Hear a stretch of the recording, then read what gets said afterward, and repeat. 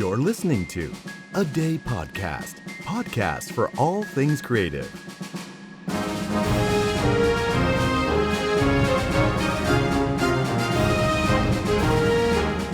โรงเรียนนานาชาติ International School Podcast. Learning from the expats.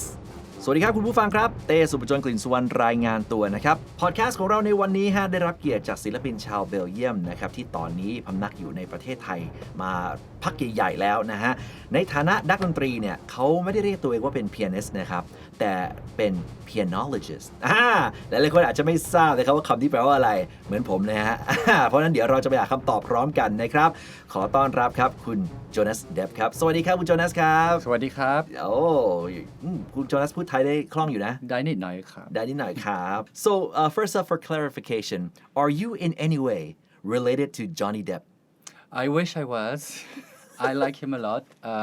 I've been asked that many times, and I sometimes said yes, sometimes no. Oh, okay. But reality is no, I'm not related. Right, because actually your surnames are spelled differently. I know. ใช่ไหมฮะ I'm not even sure my parents were aware when they picked my name. Okay. นะฮะก็ตอนนี้อยู่กับคุณโจนาสเดปนะครับ Before we ask you about the difference between a pianist and a pianologist, let's go back a bit. All right, can you please tell us a bit about your childhood?My childhood? Yeah. Okay, I grew up in Belgium, so under a lot of rain, very short days in winter and very long days in summer. So I grew up first in a castle in Ghent. Okay. Until 6 years old, and then we moved to the French part of Belgium, where I stayed until around Brussels until much later, until I moved to Thailand, basically. Right. So when people think of Belgium, we think of chocolate. To you, as a Belgian, what is Belgium most famous for? Beer, definitely. 100%. Okay. I don't even like chocolate that much. Okay. But most people do. I'm an exception. Okay, I get it. Right. So if Belgium is equivalent to beer or chocolate in for so many people's cases, Thailand is equivalent to Oh, that's a hard one. Great food for sure. I would say one item. Tom yum. Tom yum. Maybe. Okay. Yeah. I have many favorites, but if I want to think of one staple dish, maybe I would think tom yum. Tom yum. I love khao soi, but that's like not Thailand only. It's more like the north, right? Yeah. And I love khao che, which is a bit particular. Tom yum. Tom yum, maybe. All right, let's go with that. All right. So let's go straight to your career. Who introduced you to the piano? So actually, the piano that arrived in my house arrived there by accident. It belonged to an uncle who was moving away and got rid of all his things. So the piano was dumped in my house when I was 5-year-old. And so my first teacher, if I can use a quotation mark, was just a neighbor who could not really play piano but knew 2 songs. Okay. And he taught me those songs when I was a child. Okay. So it was by accident. Totally. So when did you start practicing it seriously? I would say around 10. But then very seriously was 14 when I decided to set this as a goal for a career. It was 14. Right. So for the first 5 or 9 years, it was just sitting there in your house. I was practicing every day, but maybe 15 minutes, 20 minutes. And it increased bit by bit. When I changed to a much better teacher when I was 9 or 10, that's when it skyrocketed and he pushed me to practice a lot more. And what is the longest amount of time that you've practiced in one session? If you don't count the toilet breaks, then maybe I would say 12 hours. Ooh! Yeah. 12 hours? Maybe more. Right. So what's the passion? I mean, what is it that you like about this instrument with 88 keys, black and white? When I first learned to play it, it was just a toy like another. So I got used to the sound and it was a familiar thing to me, like one of my favorite toys or pet. But I think in the first solo experience on the stage as a performance, that's when I felt like a vibrant passion. Oh, so it just struck you? Yes. To having all the ears listening around and the silence and controlling all the time and the emotions, and I felt right. Right. If your uncle, when you were 5 years old, left a guitar or a cello, Who knows what would have happened? yeah, maybe. Yeah. Right. So, how long do people have to normally learn or practice a musical instrument before one becomes an expert? So there is a distinction to make, I think, between being an expert at an instrument or being an expert in music. Because learning to play pretty good an instrument can go very quick. If it's a guitar, we can say 2-3 years. If it's drums, same amount of time. Piano maybe a little longer. Violin a little bit more. But to be an expert at music, that's a lifetime. Right. Yes. So, can you please define a good musician? A good musician, to me, he knows how to tell a story while he's playing the music. I think also he needs to have his ears placed everywhere around him, in the audience, in the piano. And also the main point I would think is to be able to hear the present with your ears, but also hear the very near future in your head at the same time. Kind of have to imagine through. Yes, and know where you're going. I see. Kind of when you play the first note, you already hear the last note, and you know how you're gonna get there. So I understand that you've been playing in various places and places where piano concerts shouldn't be held, for aquariums and all. Can you share with us that? Yes. Those different locations. Okay, so first of all, I think concerts should be everywhere. Everywhere possible, as long as the acoustic allows. Yeah. I've done very funny like that. The aquarium was one of my favorites, where I tried to create a muffled sound in the piano, like a sunken piano under the sea. And what did the fish say? The fish were quiet until the finale, because we threw a lot of food for the sharks, and they were feeding just above me. Okay. And you were playing the Jaws theme song. I've thought about it, but it has only 2 notes, so I would get bored. That's right. That's 3 more. Okay. Maybe. Yes, but just a piano, it wouldn't sound that good if it's nah. not an orchestra. Of course so not. that was a piece of Debussy called La Mer. I see. Right. So, does the location you play have an influence on your mood of music? And on the contrary, does your music change the mood of that location as well? It definitely changes the mood of my music, 100% sure. Okay. And I always try to listen to what the location is telling me. All right. And incorporate that, whether it's a resonance, an echo, a quality of sound, a background noise. Yeah. I always try to take that in and incorporate it and use it as a benefit. Now, I think also the music influences the place, but you'll have to ask the walls what they think. But for sure, a sound or a music can create a mood. I see. Anywhere. So, as an expert and talented musician, do you still have to practice?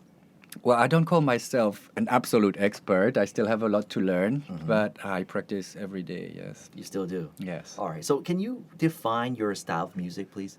Okay, so recently I started composing my own music. Well, I started about 10 years ago, but it was embryos, little pieces here and there, and finished pieces. It started last year, really. So that's my first own style, I would say. Before that, I was playing mostly other people's music. Right. So my style, if I have to define it, which is very hard for me, I would say it's neoclassical in some way, because I really I root my practice in the classical knowledge and structure, but then I also like to break free from that structure. But I like it to be intelligible, not abstract music that is all over the place. I think I still like to have lines and clear harmonies, Right. but might have a lot of different sounds. So I like to mix acoustic piano and electronics, or acoustic piano with big giant gongs, or sounds I record, rain, waterfalls, Chinese opera, temple drums, anything that sounds nice to me. Right. So just thinking outside the box. Hopefully, yes. Right. So what is the main difference between a pianist, a piano artist, and in your case, a pianologist? So just to clarify, pianologist, I think I kind of invented the word. Okay. So I might have to invent the definition as well. I was kind of looking up that word, Yeah, I think it's to me I love to make cocktails first of all. So a okay. mixologist is someone I look up to, and I think the difference between a bartender and a mixologist could be compared to the difference between a pianist and a pianologist. So Okay. a bartender will be able to make you a gin tonic, a good gin tonic or a good martini. But if you ask him to create something with the magic ingredient, it might not turn out that well. So it's kind of like being based on a recipe. In your case, being based on a piano score or a music sheet. Something like Yeah, that. you could say that. And then the pianologist maybe can interpret a bit more with the context I see. and adapt and create something fresh and new with the ingredients that are the same. Right. And how do you know if it's good? You have to trust yourself a little bit, and sometimes it's not that good. And you listen to it 2 years later, you think, what was I thinking then? But you also have to listen to what people say, and it can't please everybody, of Right. course. So you will have people who love it and people who don't totally feel much from it. I see. So you evaluate more from your own passion and how you perceive your music or other people's comments? I love people's comments, but I base my directions on my own perceptions because see. I have to stick to my guns Of course. and keep growing in that direction. I'm not saying I will not change direction, Of course. but I have to stick to what I believe in. Right, because you're not a boy band, otherwise you'll be One Direction. Exactly. Well done. Right. Okay, tell you what, just to make sure that everybody else is on the same page with us, let's hear some music, all right, by Jonas Depp.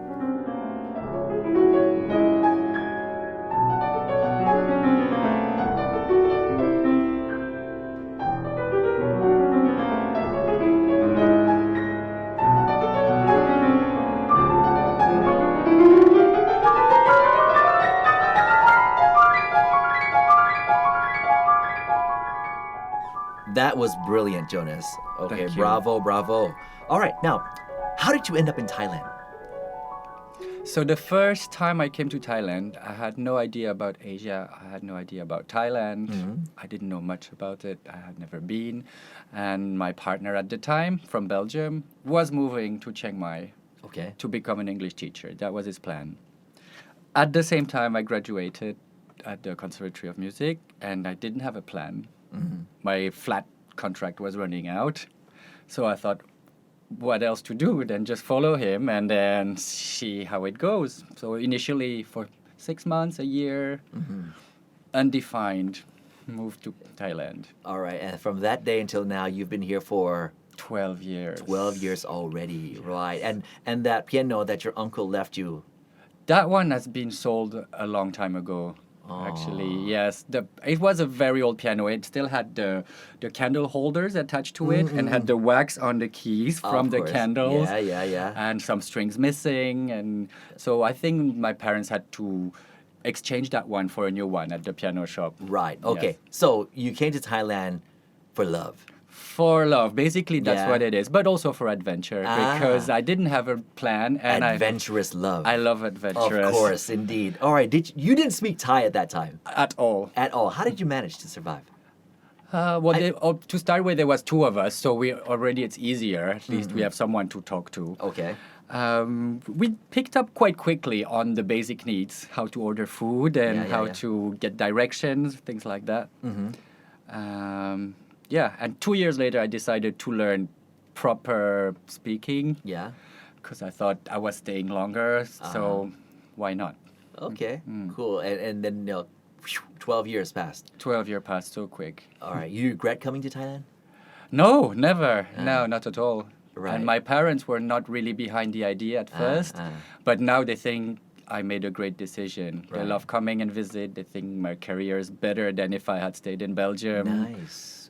Why is that? Why would you be more successful as a musician, as a pianologist? Thank you. Based here in Thailand. Everybody asks that question, and there is many answers to that, but the emotive answer would be that I feel much freer being away from where I'm from. And the freedom of mind and gives you a lot of possibilities in creation and expression. Right. That's a bit of an emotional answer. But then practically, Europe has such a high number of musicians, pianists. Competition is huge. And producers don't pay money for it. Because there is the new student everywhere that just wants to have experience and want to do it for the CV. Right. Okay. So if I were to ask you, what would be Thai people's perception towards classical music? In my opinion, it has changed a lot since I arrived. When I arrived 12 years ago in Chiang Mai, it was not a very big interest. It was a small group of people, and it was definitely for the wealthy. Back then, I think it's more democratic now, and it's more popular as well than it used to be. Yeah. And concert-wise, there is a lot more also in Bangkok. Right. And when you compose your own music, do you write the lyrics to the melodies as well? Rarely. Really? Sometimes I have a few words, but for before or after, or like a little poem or explanation or a guideline for the mind. But during the music, I don't really like words. Right. But you said that in order to be a good pianologist, you have to be able to communicate. But communicating without words, I mean, that's kind of difficult, is it? I think it's easier because when you communicate with words, that's a cage for people's mind. Okay. The word has only one meaning, or a couple meanings, or a few meanings, but it's all very clearly defined.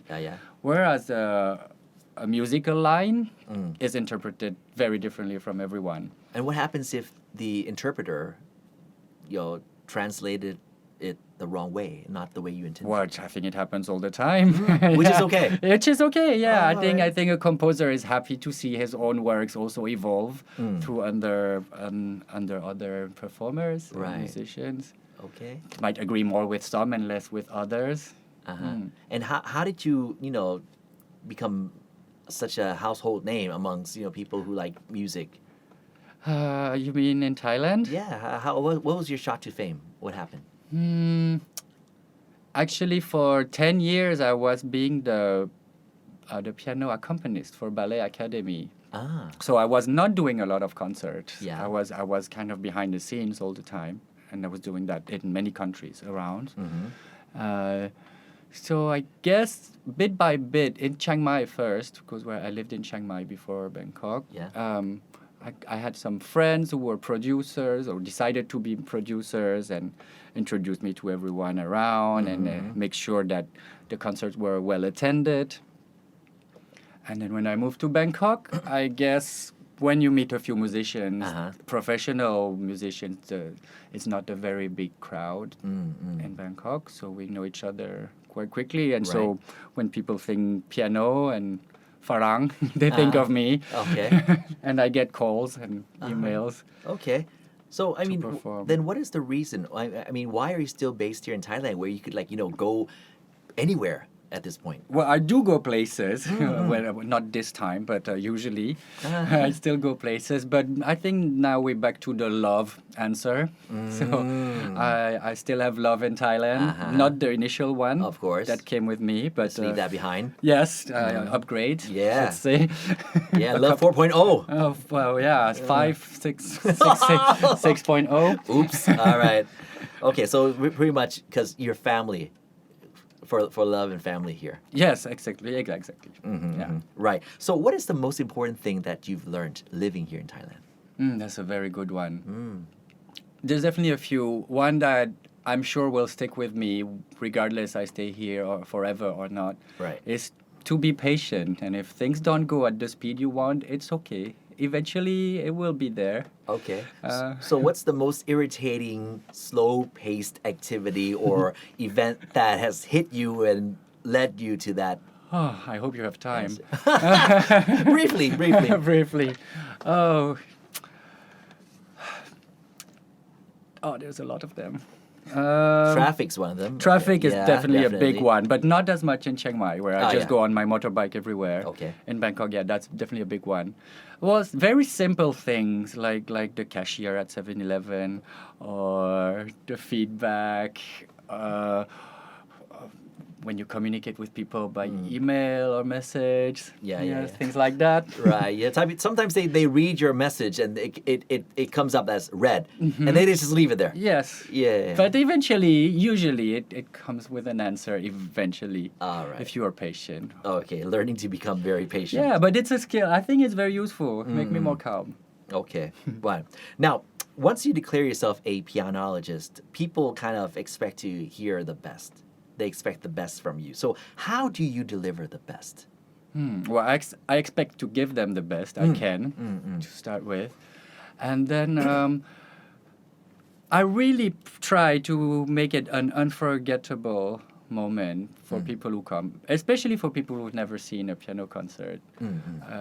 I make it very relaxed, not stiff. People can behave the way they want, and I make sure they know it. Yeah. They want to take a picture, take a picture. Even with flash? Yeah, sure. Okay. It has to be comfortable. It has to be Right. fun. But Now- phone has to be silent though. Ideally, yes. Yeah. Although if sometimes it happens and I can make a joke with it. I can copy the melody of the phone ringtone.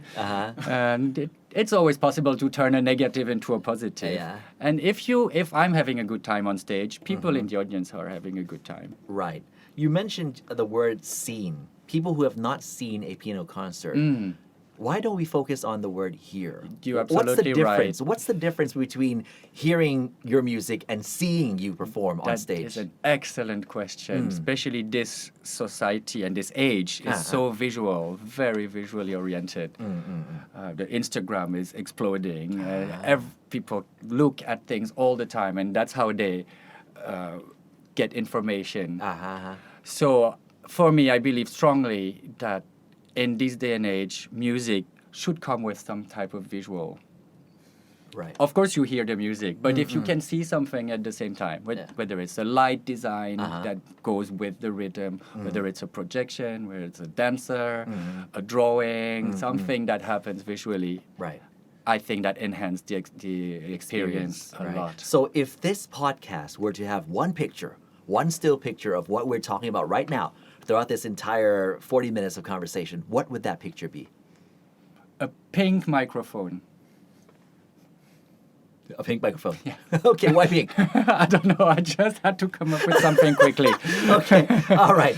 Okay, let's go a bit to Thai classical music. You've been listening to some that I've heard playing Thai derm. Is that what you call it? Playing Thai classical music. Yeah. I've heard quite a bit of it. I have not studied it, so Yeah. I don't have a lot of knowledge about it.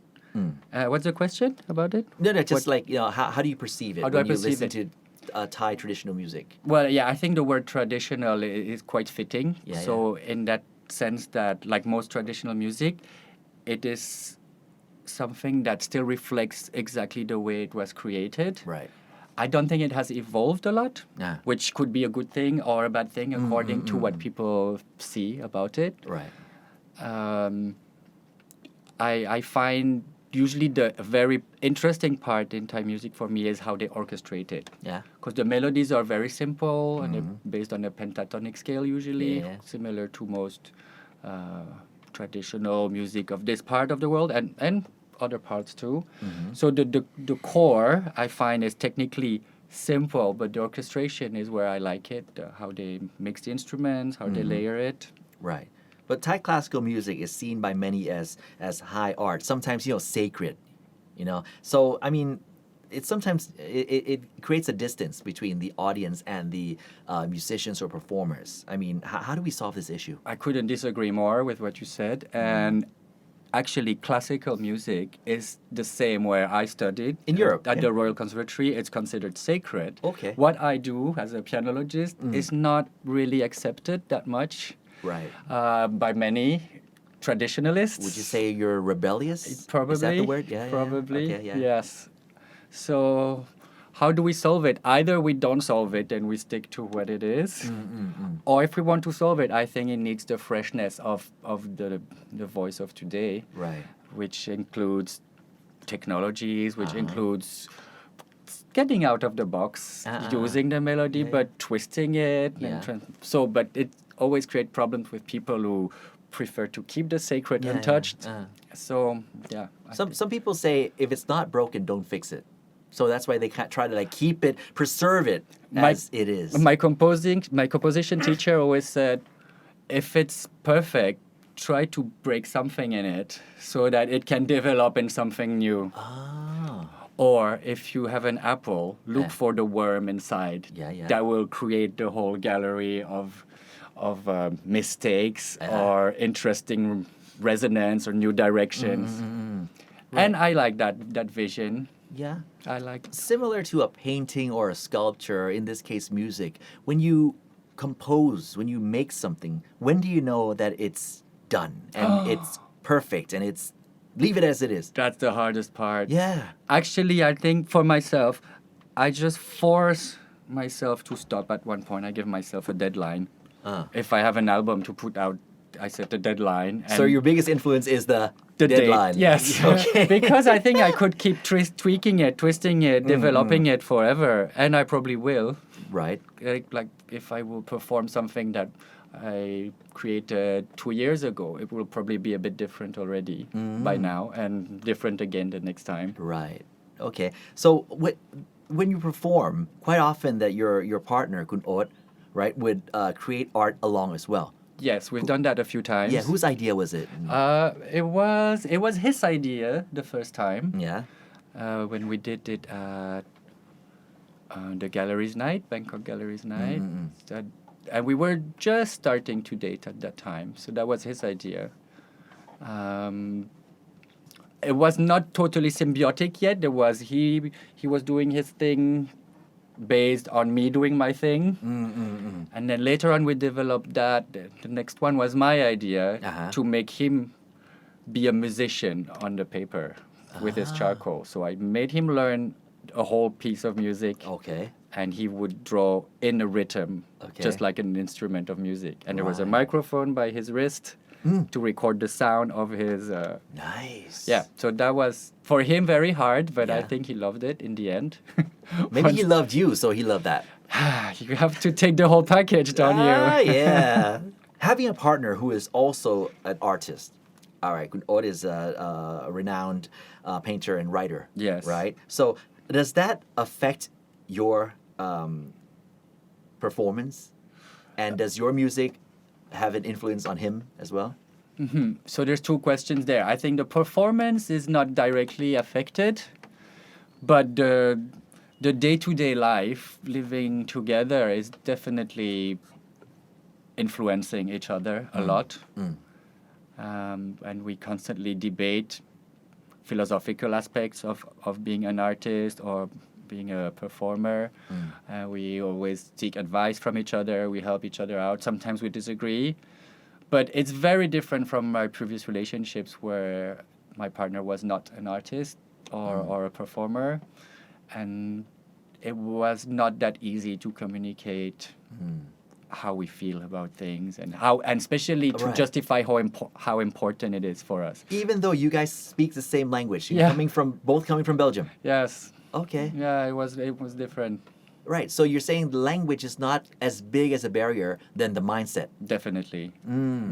I think even total misunderstanding of language is okay if like we find a common mindset. If you don't mind me asking, you are a member of the LGBTQ Yes, I am. community, right? So how would you evaluate the LGBTQ scene in Thailand today compared to 12 years when you came 12 years ago? Well, when I came initially 12 years ago, I felt it was pretty open already in Chiang Mai, where I was. I felt that the people were quite frank and open and not hiding and not scared. Right. Which was a very nice surprise. It's not the case everywhere. Now, of course, politically, people are hoping for a bit more. And I think it's on the way, not quite there yet. But in general, I think the society is very accepting. I see. I feel very comfortable. But then I think if I was Thai, I would feel a little bit different. Why is that? I think when we're close to home, we feel the gaze of others a bit more strongly. For me, I feel more free here than back home. And not only because of the circumstances, but also because if my my own people Ah. look at me in a certain way. I maybe I have more analysis and more feelings from that. I don't know. It's hard to explain. Right. Is Thailand as open as other countries when it comes to this issue? Yes. I think it's very open. Of course, it's not every level.